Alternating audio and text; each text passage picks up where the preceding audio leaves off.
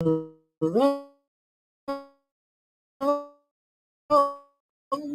We're back. I had to do it like that because one of my platforms was still saying, "You're not ready. It's coming. 5, 4." I'm like, "Come on now. I got all these lights on me and I'm all hot and everything. Can we please do?"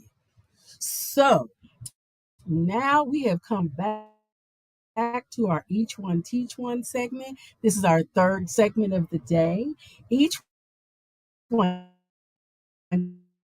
Teach One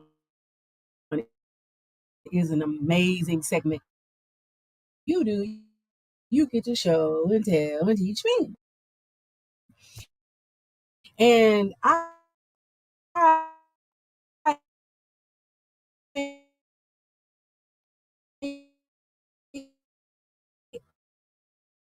as I mentioned on our last segment, in music,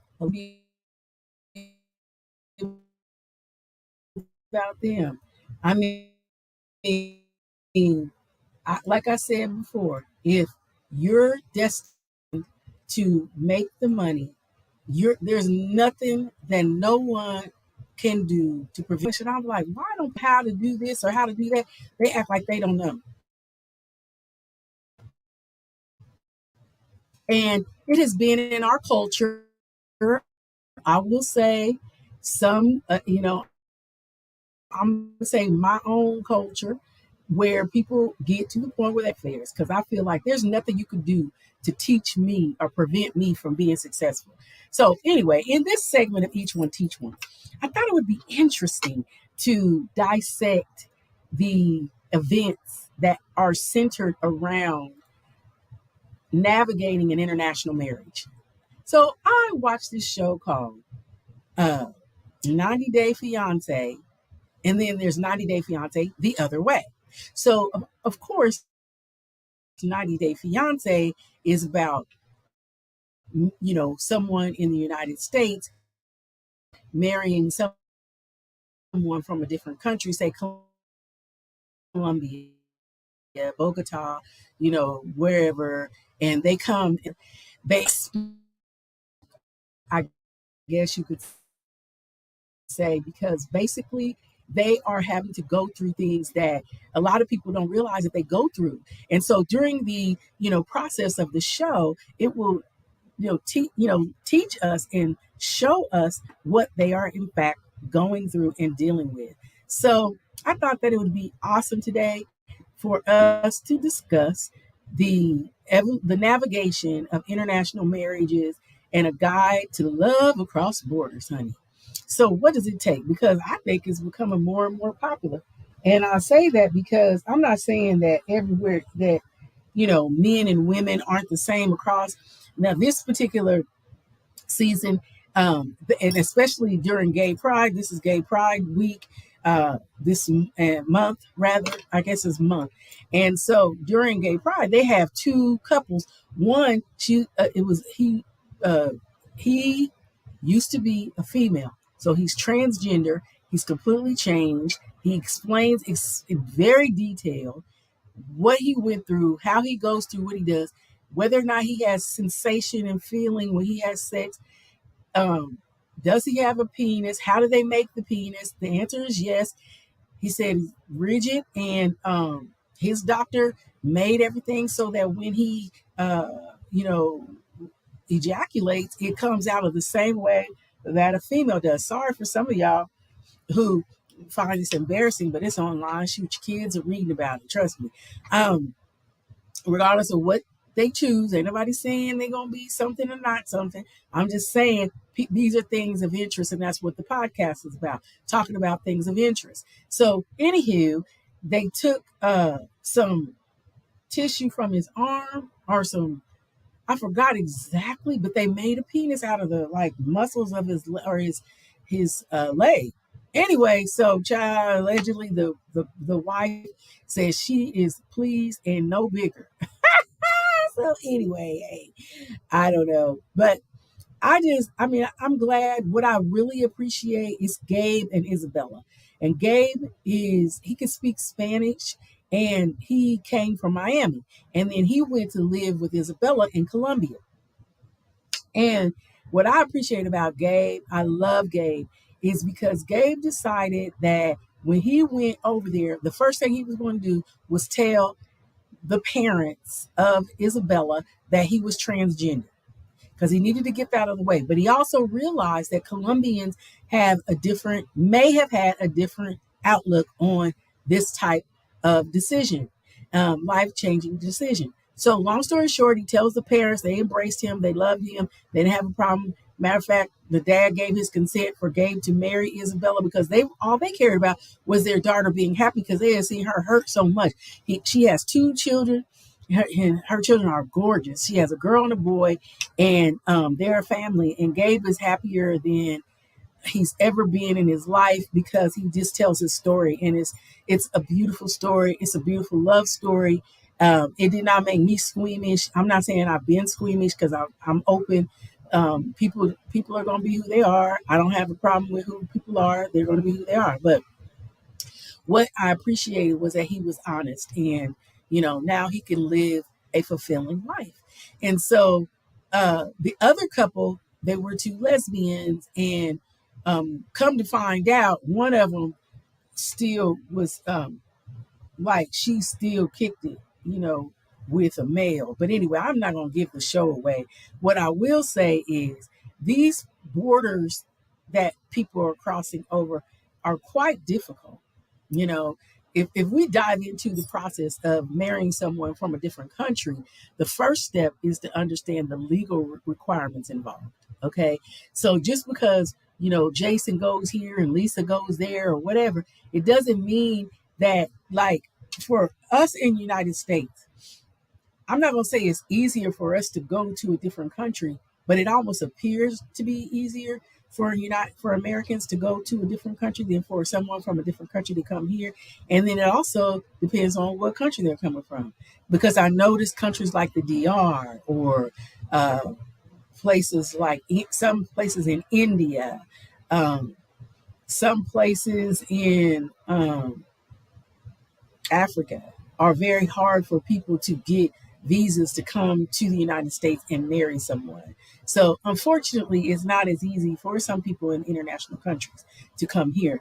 But what we have to consider are the legalities, and basically researching the immigration laws and the regulations of both your country and your partner's country is essential, because basically you're going to find out, what it takes for them to enter, what it takes for you to enter. You find out what visas or permits are required basically for you or your partner to live, and work in the country, or vice versa, or in their country, or them and yours.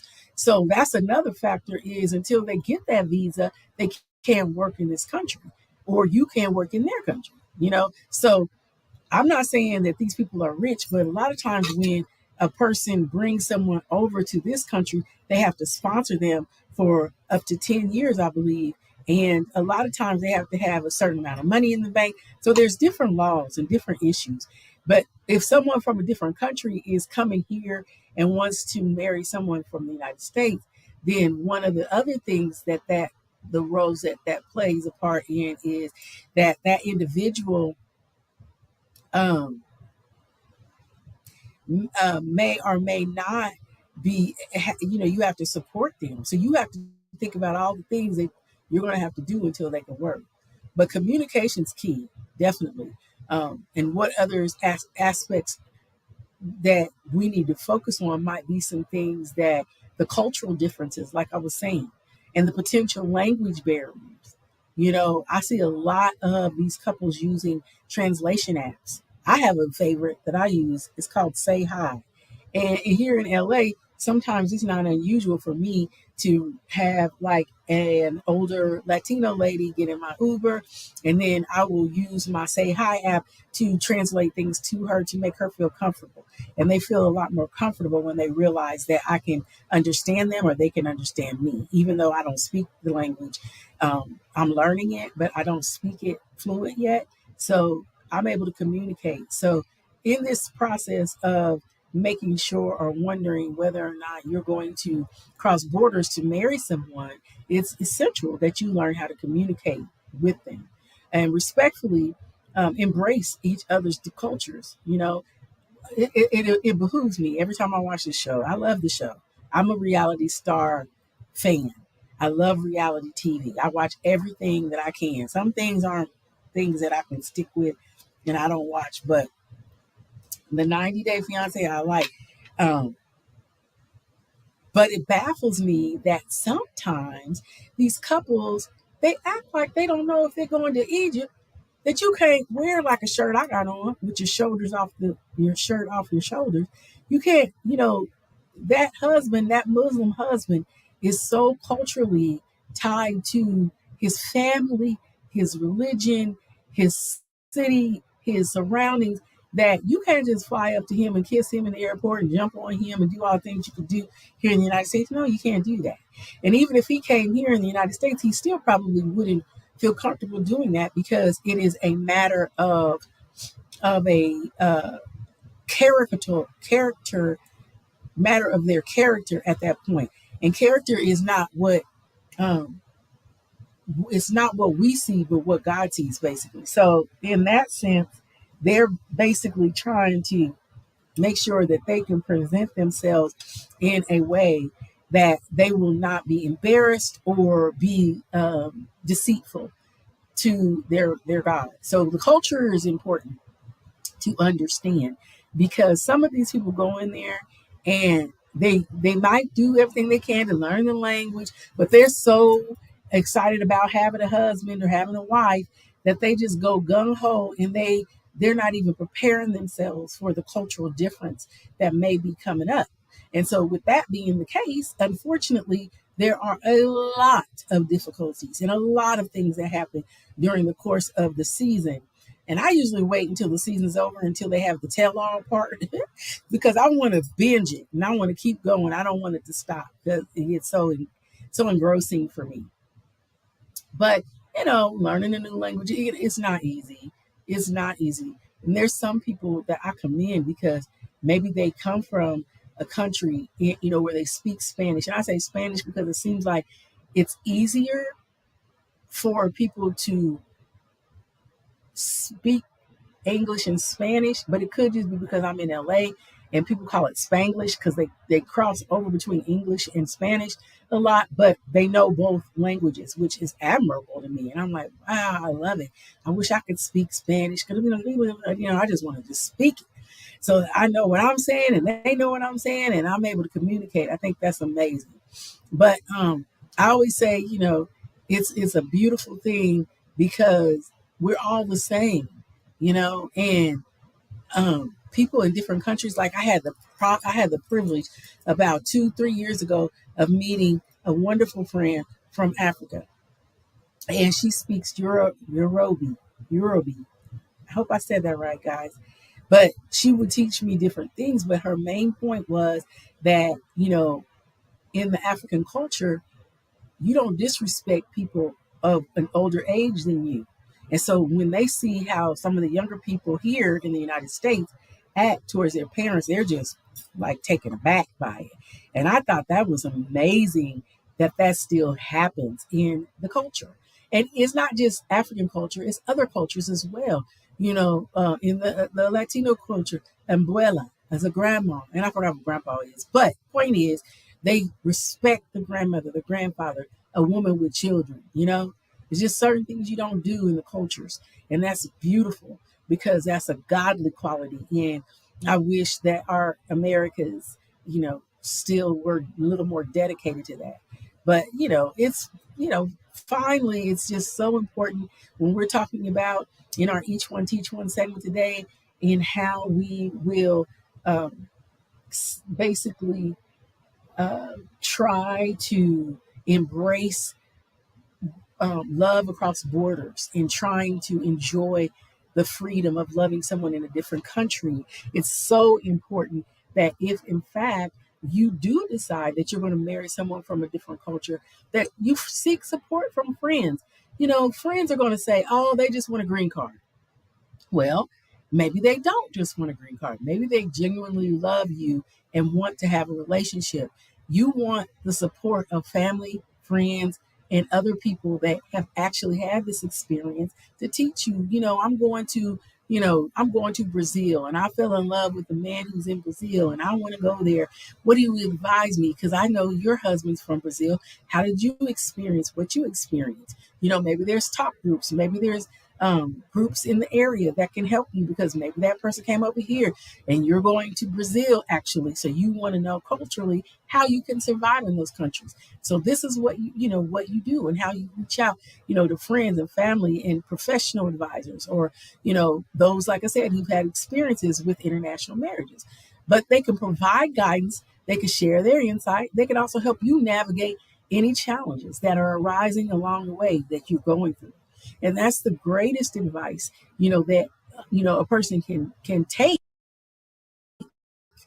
and make sure that they're having that support system so that they would undoubtedly be successful in their journey, as they go through their marriage with this individual in a different country or as they come over here. But you guys, this insight is amazing to think about. I think it's an awesome opportunity for people that may love each other across the borders to come love each other inside the border you're in, or you go love them, whichever the case may be. It has been a pleasure talking about this. But remember, love knows no borders. Okay. And it's a beautiful thing to find love no matter where you are in the world. And with proper planning and understanding and an open heart, you can successfully, and I mean this sincerely, and many uh, you can successfully marry someone from a different country and embark on an beautiful, beautiful life together. So this ends our episode of Each One, Teach One, and we'll be right back with Rep Your City. Yeah, love it. We're going to talk about a city. I'll be right back and I'll let you know which one.